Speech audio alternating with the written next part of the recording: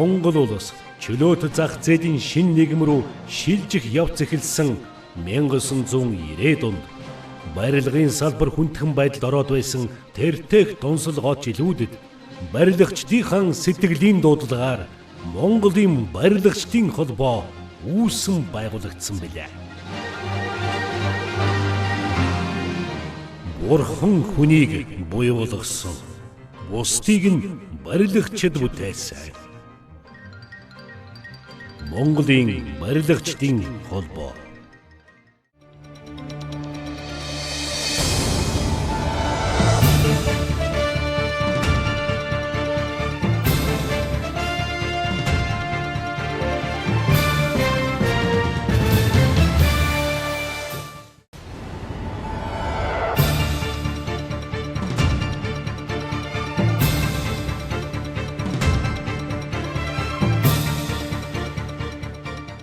Итгэл, зүтгэл, тэмцэлийн он жилүүд.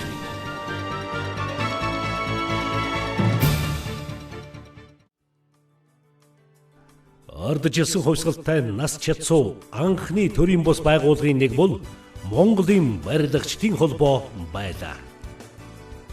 1989 он зах зээлийн ширүүн шуурганд барилгын салбар нэрвэгдэн уруудан доройтож хувийн хөвшилд шилжсэн хүнд үед цахилгаан сантехник угсралтын нэгдсэн трестийн техник тусалцааны үйлдвэр барилгын трестийн залуу инженер техникийн ажилчид санаачлан барилгын салбарыг өөрчлөн шинжлэх хөдөлгөөнийг байгууллаа. Энэ хөдөлгөөнийг дэмжигч нь улсын барилгын хороо хөдөлгөөний анхны дарга нь Монгол улсын хөдөлмөрийн баатар Алдарт барилгачин Ишгэн хүү байлаа. 1990 он барилгын салбарыг өөрчлөн шинжлэх үйл ажиллагааг санаачлагч анх дагчууд нэгэн үеийнхэн гэвэл техник тусалцааны барилга трестийн дарга Шагдар Аригчаа, инженер Гамболд, Санжаажив, Сэргэлэн, Улаанбаатар хотын барилга трестийн дарга Жүгдэр, ерөнхий инженер Хүрэл Тогоо, Монгол улсын гавьяах барилгач. Цахилгаан сантехник угсралтын нэгдсэн трест дарга Дамиран, Монгол улсын гавьяат барилгач, барилга хот байгуулалтын сайд асан, ерөнхий инженер Инх Чаргал, Хүрд хувьцаат компани захирал, Батбаатар сантехник угсралтын конторын ерөнхий инженер, Монсан компани захирал, Мөнхбат Монгол улсын төрийн шагнал, Откон холдинг хувьцаат компани ерөнхий захирал, Батүлци Монсар хувьцаат компани захирал, Бүжинэн Тулг хувьцаат компани захирал, Нийгэм ахуйн барилга трест дарга Бод, Шимэд хорол Харц хувьцаат компани захирал, Бэлгэ байгууламж хувьцаат компани, Тогмэд Навсан хувьцаат компани, барилгын цэргийн анги нэгтгэлүүд, барилгын цэргийн удирдах газрын генерал Жаргал, барилгын цэргийн удирдах газрын урлагч дарга Лөнөрөв, Тэг 17 дугаар ангийн захирагч Төмөрбаатар, Тэг 73 дугаар ангийн захирагч Цоодол, 110 дугаар ангийн захирагч Амар сайхан, Од гэрэл Самхаг констракшн хувьцаат компани, мөн аймагуудын барилга трест конторуудын дарга удирдлагууд байлаа. Монголын барилгачдын анх дугаар их хурал хуралдаж, барилгын салбарын шинжилтийн үзэл баримтлалын баримт бичгийг баталж хэрэгжүүлэх зорилтыг дэвшүүллээ. Монголын барилгачдын анх дугаар их хурал 1990 оны 6 дугаар сарын 23-нд Улаанбаатар хотноо соёлын төвөргөнд болж 745 төлөөлөгч оролцсон юм. Анх дугаар хурлаар Монголын барилгачдын холбоог байгуулж, холбооны тэргүүлэгчдийг 21 хүний бүрэлдэхүүнтэй байгуулж, Монголын барилгачдын холбооны даргаар Батын Бурят, орлогч даргаар Шагдар Аригчаа, хариуцлагатай нарийн бичгийн даргаар Хүрэл Бат, хяналтын зөвлөлийн даргаар Хүр Базар нарыг сонгон баталсан байна. Барилгын салбарын анхны мэргэжлийн холбоо байгуулагдаж, барилгын салбарыг шинжлэх ажилд ундарсан он жилүүд. 1990-ээс 1995 он. Монголын барилгачдын холбоо үйл ажиллагаагаа дэмжин хамтран ажилласан барилгын салбарын төрийн захиргааны байгууллагын сайд удирдлагуудад барилгын салбарынхан ямагт баярлаж талархаж байдаг билээ. Дамиран барилга хот байгуулалтын сайд 1992-оос 1994 он. Батбаяр барилга хот байгуулалтын сайд 2004-өөс 2006 он. Наран цацралт барилга хот байгуулалтын сайд 2006-аас 2008 он. Баттулга барилга хот байгуулалтын сайд 2008-аас 2010 он.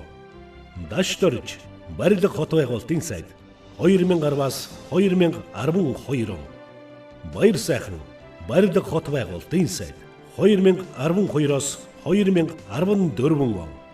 Цогтбаатар барилга хот байгуулалтын сайд 2014-өөс 2015 он. Мөнхбаяр барилга хот байгуулалтын сайд 2016 оноос ажиллаж байна.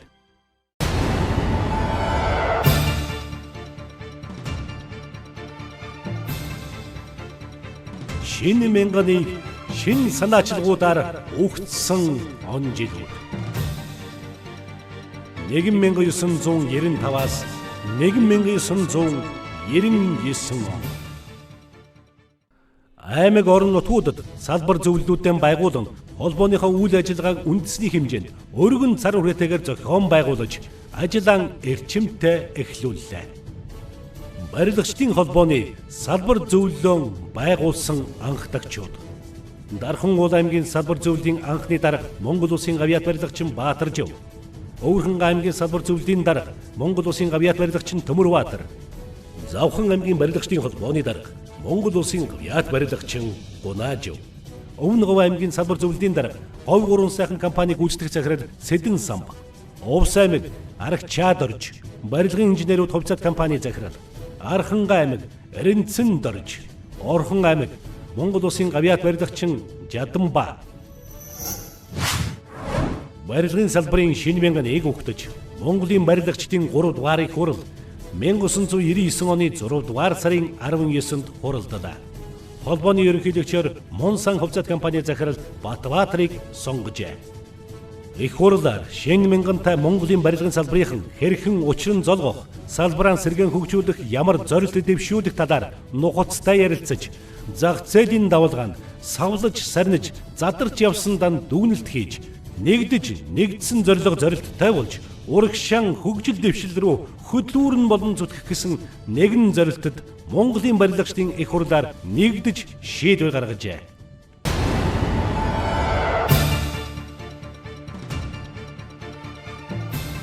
Их бүтээн байгуулалтын хөтөлбөр төслүүдийг санаачлан хэрэгжүүлэх эхлэлд тавьсан он жилүүд. 1999-оос 2004 он.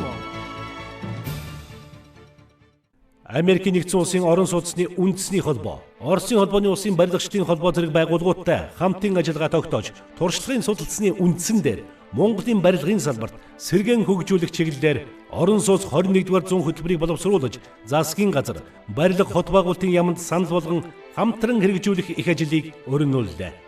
Монголын барилгачдын холбооны анх санаачлан боловсруулсан орон сууц 21-р зуун хөтөлбөр түүний хүрээнд хэрэгжсэн шинэ зуун төсөл нь Монгол улс даяар хэрэгжиж, барилгын салбарыг сэргээн хөгжүүлэхэд асар их үүрэг гүйцэтгэсэн.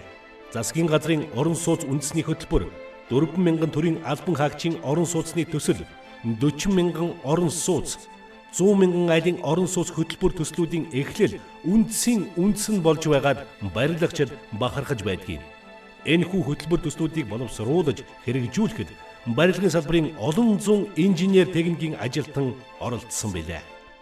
Монголын барилгачдын 4-р их хурал төрийн ордонд 2004 оны 5 дугаар сарын 28-нд 740 төлөөлөгч оролцсон хуралдаж, барилгын салбарын 2004-өөс 2009 онд хэрэгжүүлэх мастер төлөвлөгөөг улс орон даяар их бүтээн байгуулалт хэмээн зарлан тунхаглаж хэрэгжүүлж эхэллээ.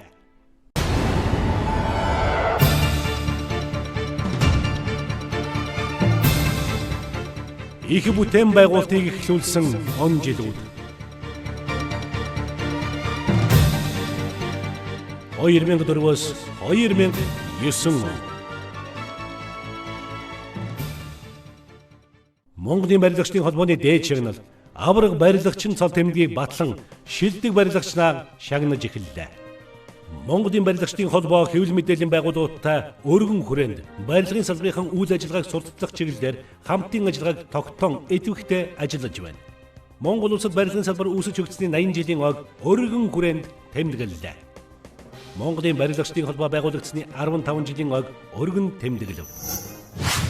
Монголын барилгачдын холбоо улсын хэмжээнд үйл ажиллагаа явуулдаг мэргэжлийн холбоодын шилдгээр шалгарч өргөмжлөл хүртэж барилгачдын талбайд туг ам мандуулж эхэлснээс хойш 10 дахь жилдээ Монголын барилгачдын холбооны туг барилгачдын талбайд мандаж байна. Монголын барилгачдын холбооны тугийг 2006 онд барилгачдын талбайд мандуулж эхэлсэн.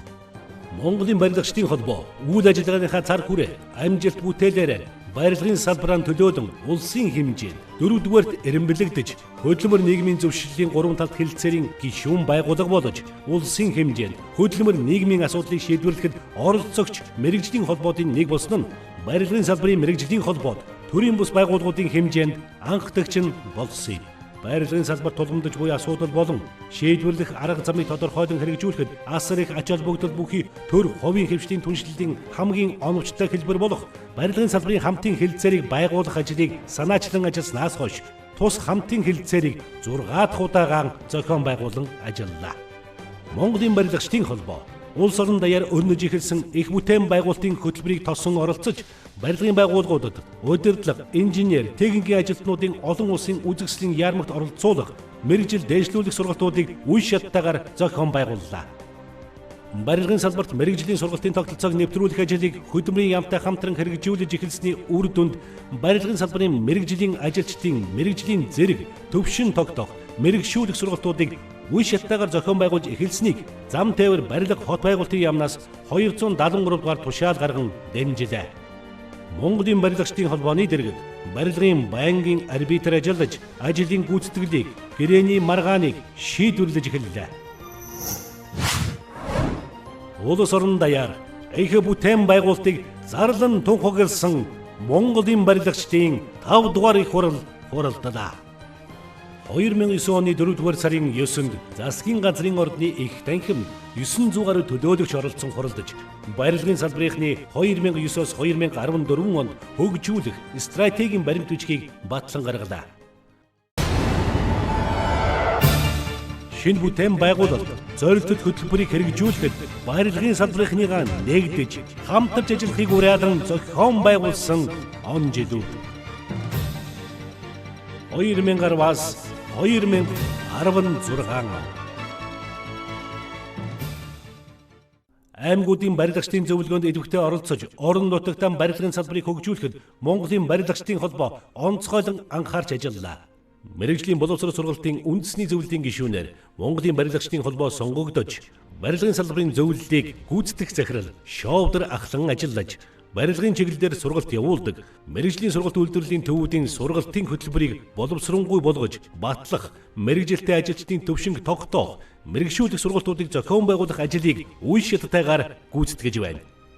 Холбооны бүгд амт Герман улсын Заксумужийн Лейпцигтийн барилгын үйлдвэрлэгчдийн холбооны дэргэдэх мэргэжлийн сургалт үйлдвэрлэлийн төвтэй хамтын ажиллагаа тогтоож, барилгын техникч, бригадын дарга ажилчдыг холбооны бүгд амт Герман улсад 21 хоногийн хугацаатайгаар мэргэжил дэвшлүүлэх 50% хөнгөлөлттэй сургалтанд хамруулж, нийтдээ 2016 оны байдлаар 30 удаагийн сургалт, 200 гаруй техникч, мэргэжлийн сургалт үйлдвэрлэлийн төвийн барилгын багш ажилчдыг хамруулан зохион байгууллаа. Барилгын салбарын хамгийн тулгамдсан асуудал болох хөдөлмөр хамгаалал, аюулгүй ажиллагааны хяналт удирдлагын тогтолцоог шинжлэх асуудалд Монголын барилгачдын холбоо онцгойлон анхаарч 4 удаагийн үндэсний зөвлөгөөнийг зохион байгууллаа.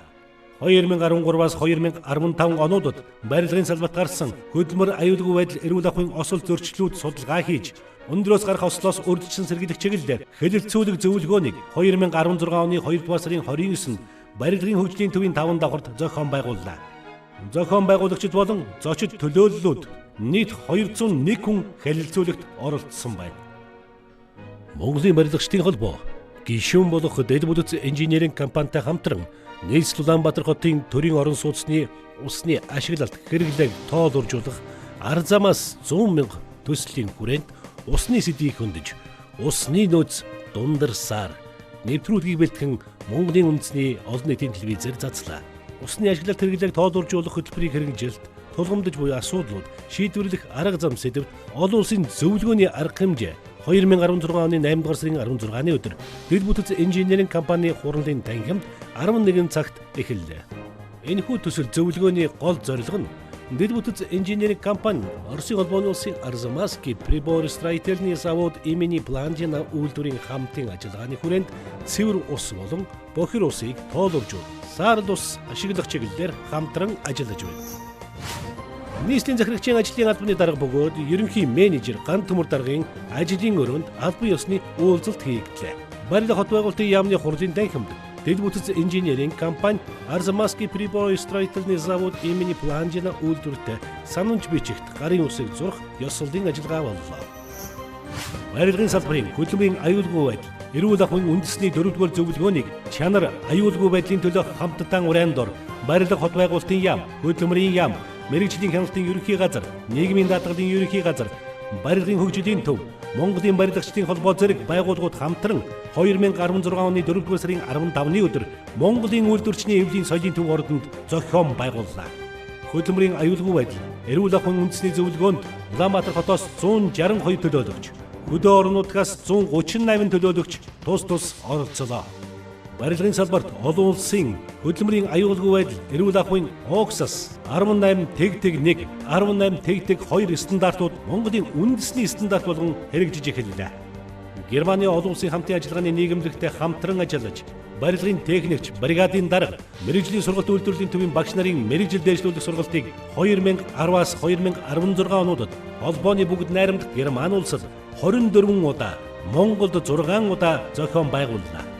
Барилгын чиглэлээр сургалт явуулдаг мэрэгжлийн сургалт үйлдвэрлэлийн төвийн багш нарт зориулан гарын авлага номуудыг хамтран орчуулж олголоо. Барилгын салбарын техникч болон ажилчдад зориулсан хөдөлмөрийн аюулгүй байдал, эрүүл ахуйн алсын зай сургалтыг зохион байгуулж эхэллээ. Барилгын мэрэгжлийн ур чадварыг хөгжүүлэх, бахархлыг бий болгох чиглэлээр Монгол ур чадвар 2013, 2014, 2015 2016 тэмцээнүүдийг хөдөлмөрийн яамтай хамтран зохион байгуулснаар барилгын чиглэлээр 6 мэрэгжилээр оюутан сурвалжлагчдыг дэлхийн ур чадвар 2015 тэмцээнд амжилттай оролцох, цаашдаа 2017 онд болох дэлхийн ур чадвар тэмцээнд барилгын мэрэгжилээр амжилттай оролцох боломжийг бүрдүүллээ. Монгол улсад барилгын салбар үүсэж хөгжсөний түүхт 90 жил, Монголын барилгачдын холбоо байгуулагдсны 25 жилийн хувааг өгтөн урлаг спортын өндөр бүтээлийн 2 жилийн аяныг 2014 оны барилгачдын баяраар зарлан их барилга 90 аяны тугийг аймаг хот орон нутгаар аялуулж эхэллээ.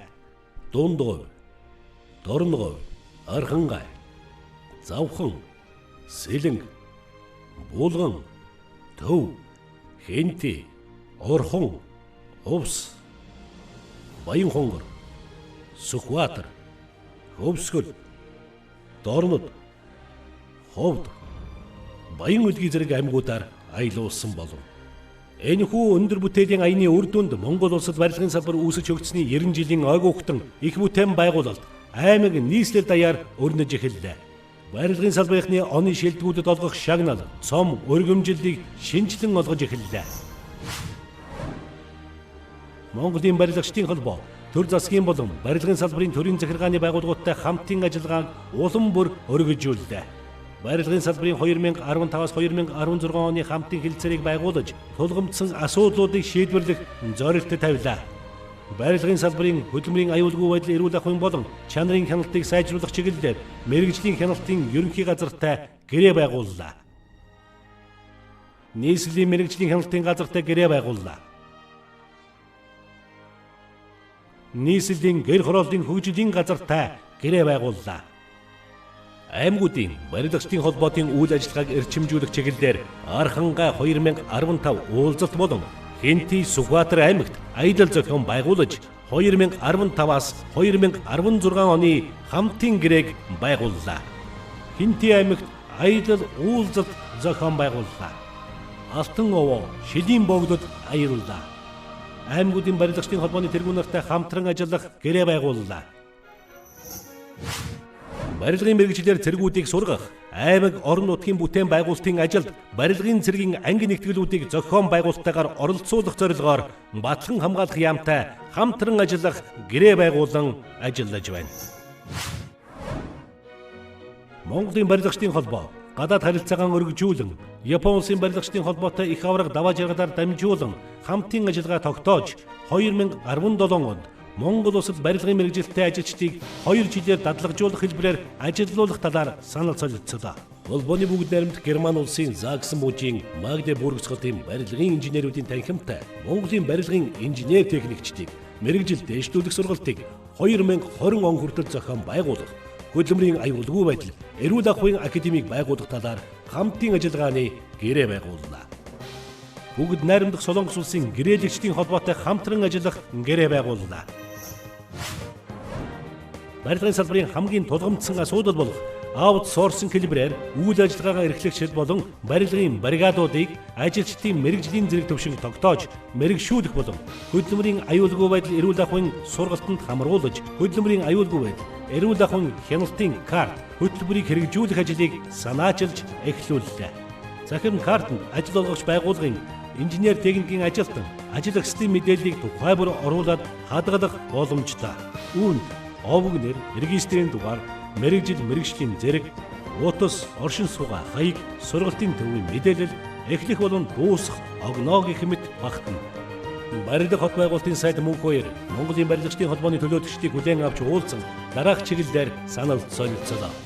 Монгол улсад барилгын салбар үүсэж хөгжсөний 90 жилийн ойг угтсан ажлыг эрчимжүүлэх, барилгын салбарын дээд чуулган Монголын барилгачдын 6 дугаар их хурлыг хуралдуулж, барилгын салбарын 2016-аас 2020 онд хэрэгжүүлэх стратегийн баримт бичгийг боловсруулан батлах, барилгын салбарт хуримтлагдсан шийдвэрлэл зохих асуудлуудыг тодорхойлон шийдвэрлэх арга замын талаар санал бэлтгэх зэрэг асуудлуудаар санал солилцсон нь Монголын барилгачдын холбооны гишүүн байгууллагуудын талархлыг хүлээгээд байна.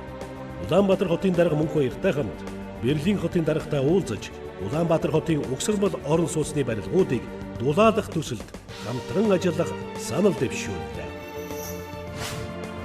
Барилгын салбарын өвгөн мэргэжлийн холбооны хувьд Монгол улсад барилгын салбар үүсэж хөгжсөний түүхт 90 жил, Монголын барилгачдын холбоо байгуулагдсны 25 жилийн ойн баярын хүрээнд хуралдах гэж байгаа барилгын салбарын дээд чуулган Монголын барилгачдын 6 дугаар их хурлаараа барилгын салбарын өнөөгийн байдлаар хуримтлагдаад байгаа асуудлуудыг шийдвэрлэх арга замыг оновчтой тодорхойлох, барилгын салбарыг 2016-аас 2021 онд хөгжүүлэх стратегийн баримт бичигт наривчлан тусгах зорилт тавин их хурлаан хуралдуулах гэж байна.